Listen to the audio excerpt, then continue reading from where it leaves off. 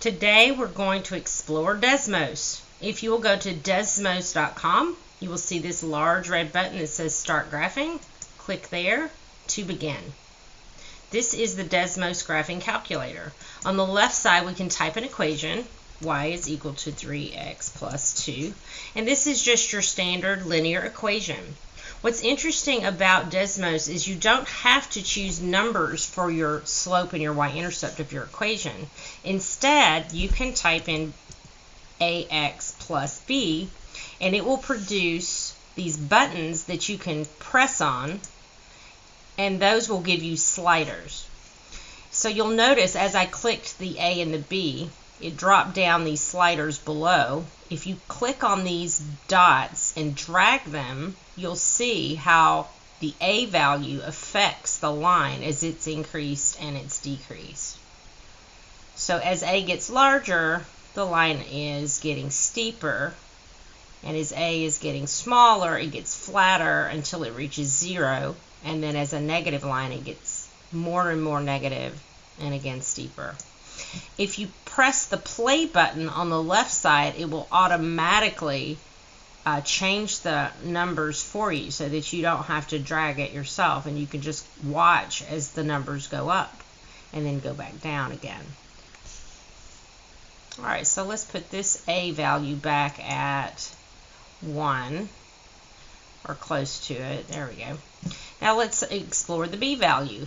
If we move the b value up and down, the line is translated up. It's also translated left and up at the same time. It's translated right and down at the same time.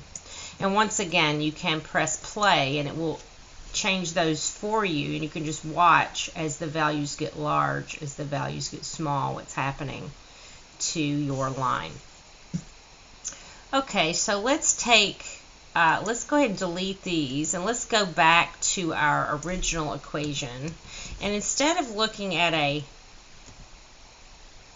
line, let's take a look at a parabola. So I'll do y is equal to ax squared plus bx plus c. And again, I'm going to add a slider for a, b, and c, and I could have just pressed all instead of doing them one at a time. So if I change the value for c, you'll notice that the y-intercept of the graph is changed. So the lower the y-intercept, the lower the graph goes. The higher the y-intercept, the higher the graph goes.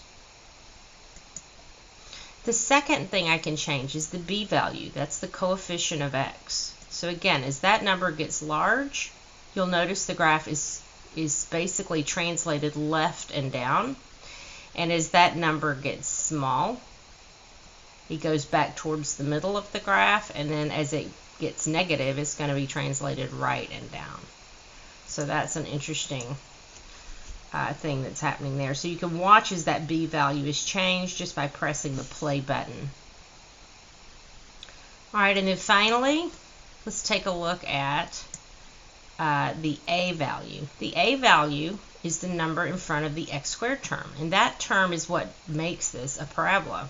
So if we press or drag this dot, notice as these numbers get large, the parabola gets steeper and steeper and looks, I guess some students say, more narrow or skinny. And as this number gets closer and closer to 0, then the parabola becomes fatter and fatter until it actually creates a straight line. Whoop. So it'll be a straight line here.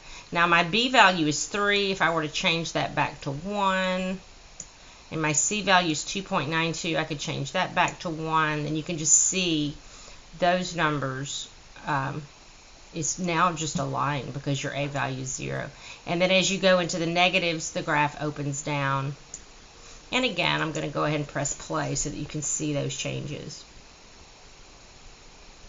So Desmos is an excellent way to explore different types of functions, linear, quadratic, and of course all other types of functions, cubic, square root. So if you've never played with Desmos, I encourage you to check it out.